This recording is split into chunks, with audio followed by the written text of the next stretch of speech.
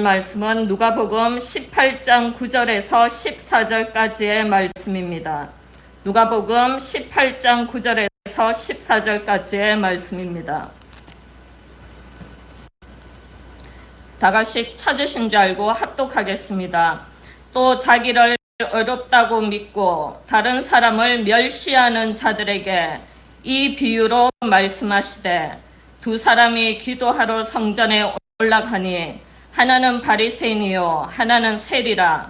바리새인은 서서 따로 기도하여 이르되, 하나님이여, 나는 다른 사람들 곧 토색, 불의, 간음을 하는 자들과 같지 아니하고 이 세리와도 같지 아니함을 감사하나이다. 나는 일회에 2번씩 금식하고 또 소득의 11조를 드리나이다 하고, 세리는 멀리 서서 감히 눈을 들어 하늘을 쳐다보지도 못하고 다만 가슴을 치며 이르되, 하나님이여 불쌍히 여기소서, 나는 죄인이로소이다 하였느니라. 내가 너희에게 이르노니 이에 저 바리새인이 아니고 이 사람이 의롭다 하심을 받고 그의 집으로 내려갔느니라. 무릇 자기를 높이는 자는 낮아지고 자기를 낮추는 자는 높아지리라 하시니라. 아멘. 오늘 말씀의 제목은 이 시대의 바리새인과 세리라는 제목으로 말씀을 나누겠습니다. 오늘 본문 말씀을 통하여 지금 이 시대의 2023년도라는 이 시대에 비추어 나는 바리새인인가 세리인가라는 점검을 잠깐 가져보는 시간이 되었으면 합니다. 그렇다면 먼저 바리새인에 대해 좀 더 구체적으로 알아보겠습니다. 여러분들이 잘 아는 바리새인은 분리된 자 또는 의로운 자라는 깊은 뜻을 가지고 있습니다. 율법에서 깨끗하지 않다고 하는 것들로부터 분리하려는 태도에서 유래된 말입니다.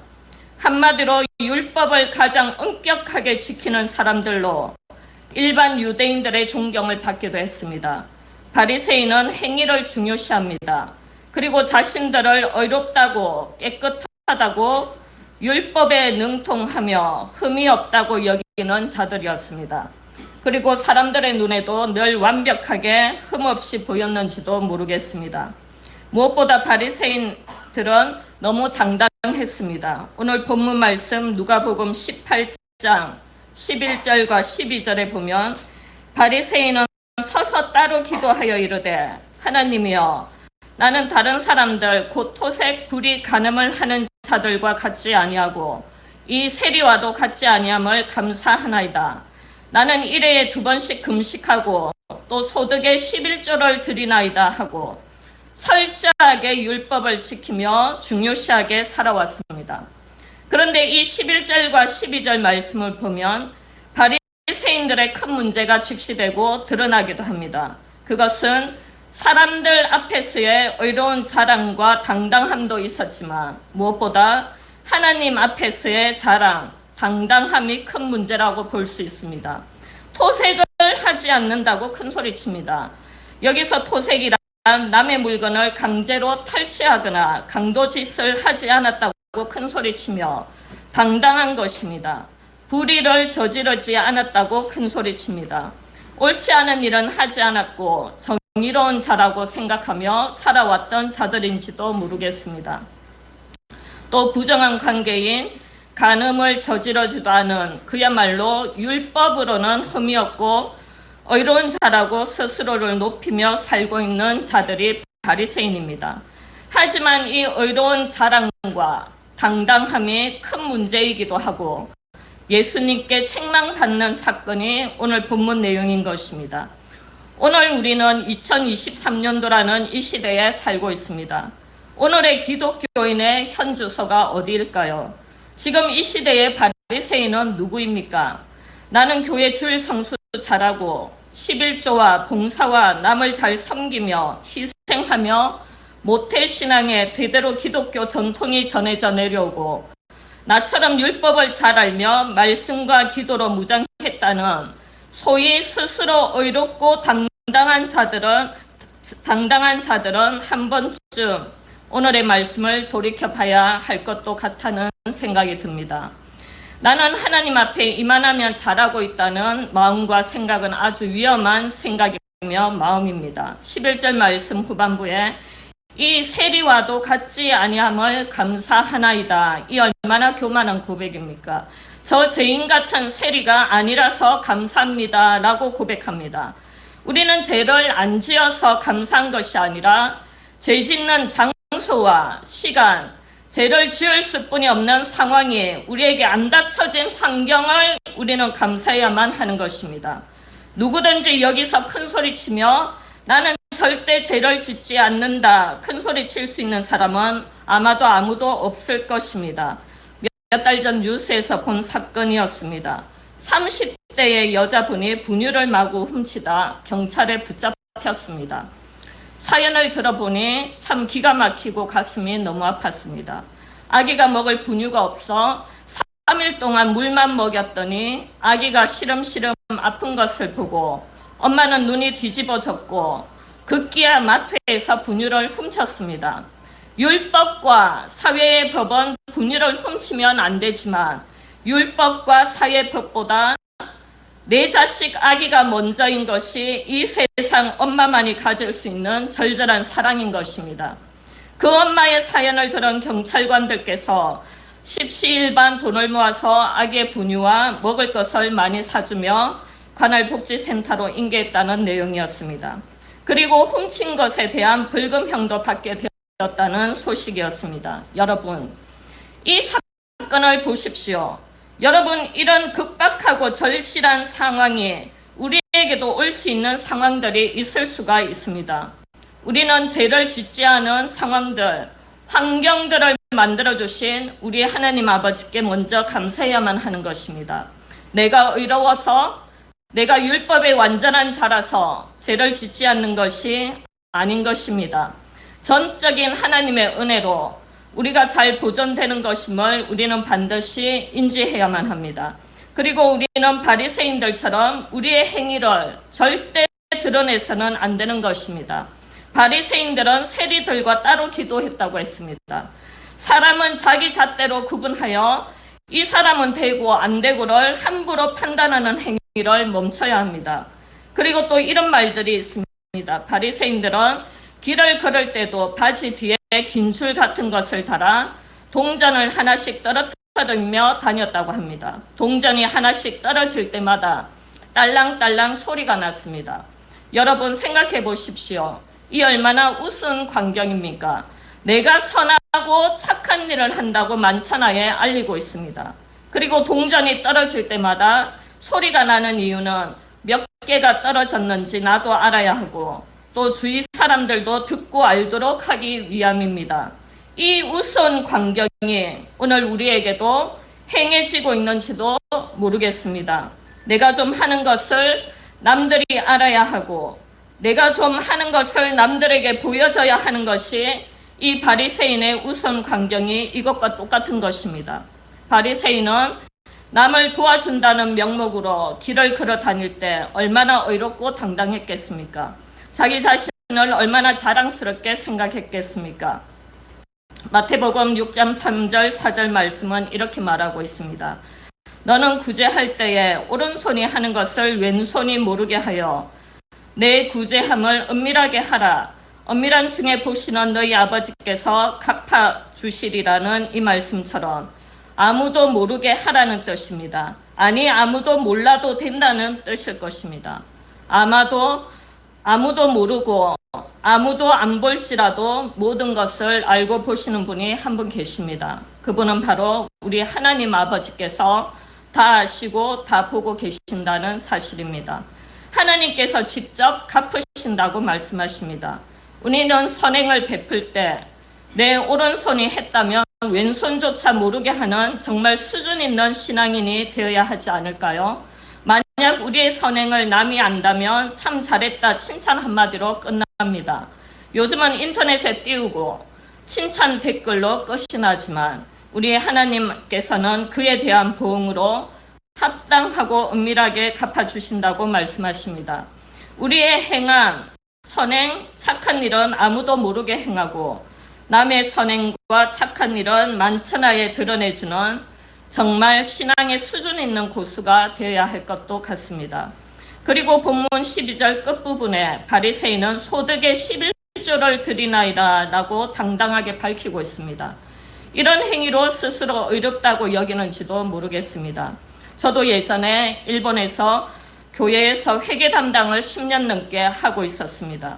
교인들의 헌금을 일일이 체크하며 관리를 10년 동안 해왔습니다. 그리고 한때는 저희 교회에서 헌금을 가장 많이 드리는 시간들이 저에게도 있었습니다. 지금 돌이켜보면 그때 제가 이 바리새인이었는지도 모르겠습니다. 11조가 많아져서 한때는 일주일에 한 번씩 드렸습니다.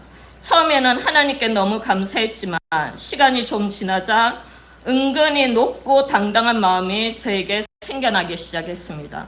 물질을 드림으로 하나님께도 교회에도 목사님께도 당당한 마음이 들기까지 했습니다. 그러면서 날마다 교회에 가서 기도하는 시간도 바쁘다는 핑계로 등한시해졌고 교회 행사에도 크게 관심이 없이 오로지 물질만 드리면 된다는 생각으로 한동안 지냈던 시간들이 있었습니다.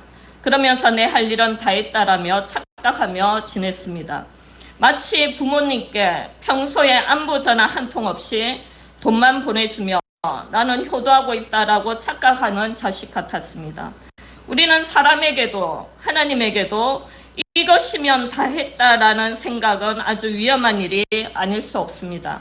모든 인간관계에서도 항상 부족해서 미안하다는 마음으로 상대방을 대해야 합니다. 제가 아는 지인분은 아들을 미국 유학에 장가까지 다 보내고 지금 아주 잘 살도록 만들어 주었는데도 늘 못해줘서 미안하고 가슴에 남는다고 말하는 것을 들었습니다. 부모는 자식을 위해 다 해줬는데도 늘 부족하게 해줘서 미안하다는 생각을 가지고 있는 것인지도 모르겠습니다. 이것이 부모가 지닌 깊은 사랑의 출발인 것도 같습니다. 특히 우리는 하나님 앞에서 내가 좀 한다는 해낸다는 당당함, 자랑, 의로움을 버려야 합니다. 우리는 하나님 앞에서 한없이 부족한 존재들인 것입니다. 요즘 저는 참 많이 부족해서 하나님 앞에 늘 웁니다. 시간이 가면 갈수록 왜 이렇게 부족한 존재인지 늘 흐느껴 울기만 하는 것 같습니다. 사도 바울의 고백인 나의 나된 것은 오직 하나님의 은혜라고 강력하게 외치고 있는 고백 위에 저는 하나를 더 플러스한다면 하나님 앞에 날마다 흘렸던 눈물이라고 말할 수 있습니다. 오늘도 저는 기도하면서 참 많이 울었습니다.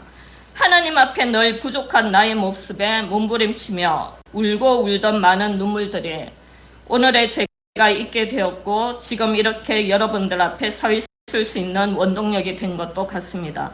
우리는 율법은 철저히 지키되 율법의 의로움이 하나님 말씀 위에 설 수 없고 하나님 말씀과 동등히 갈 수 없다는 사실입니다. 율법보다 사랑과 은혜가 먼저인 것입니다. 우리는 의로운 척하는 높은 마음에 바리새인의 마음을 내려놓아야만 합니다. 그래야 사랑의 주님을 선명하게 볼 수 있게 되는 것도 같습니다. 그렇다면 세리는 또 어떻습니까? 세리는 죄인으로 불리며 멸시와 인간 말종 취급을 받던 하류층에 속한 부류였습니다. 그 시대의 세리들은 이스라엘 민족의 압제자 로마 제국에 붙어 동족을 각종 세금 명목으로 강탈하여 부를 축적하는 매국노로 취급되었습니다. 또한 세리들은 이방인들과 교제하며 안식일에도 일을 하기 때문에 더욱 죄인 취급을 받기도 했습니다. 사람의 눈과 율법적인 눈앞에서는 세리는 어쩌면 죄인 중에 죄인이었는지도 모릅니다. 하지만 예수님의 결론은 판이하게 달랐습니다. 그토록 당당하고 어렵다고 여기는 바리새인을 제치고 죄인인 세리를 어렵다고 여겨주셨습니다.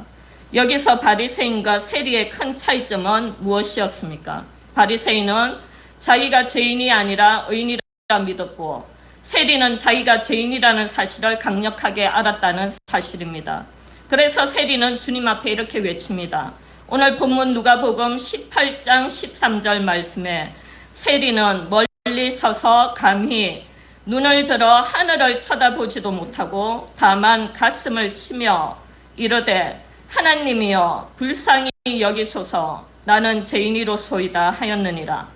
바리새인은 성전 맨 앞에 서서 큰 소리로 기도하며 외치는데 세리는 성전 앞으로 오지도 못하고 멀리 서서 감히 눈을 들어 하늘을 쳐다보지도 못하고 가슴을 칩니다. 여기서 주목해야 할 단어가 있습니다. 바로 감히라는 단어입니다. 감히의 사전적 깊은 뜻은 두려움이나 송구함을 무릅쓰고 라는 뜻을 내포하고 있습니다. 세리는 눈을 드는 것조차 주님 앞에 송구하기 짝이 없었습니다. 송구해서 하늘을 쳐다보지도 못한다고 말했습니다. 다만 가슴을 칠 뿐이었습니다. 그리고 하나님이여 불쌍히 여기소서 나는 죄인이로소이다 라고 고백합니다. 세리의 이 고백이 21세기를 살아가는 우리 기독교인의 모든 고백이 되어야만 하겠습니다. 우리는 하늘을 보는 것이 언젠가부터 너무 당당하고 너무 당연하고 너무 그러려니 해지는 것이 어쩌면 우리 모두의 오늘의 문제인지도 모르겠습니다. 무엇이 그리도 당당한지, 무엇이 그리도 자랑할 것이 많은지, 무엇이 그리도 내세울 것이 많은지, 언젠가부터 하나님 이름도 예수님 이름도 성령님도 너무도 당연시 나의 필요를 위해서만 존재되어지고 있지는 않으십니까?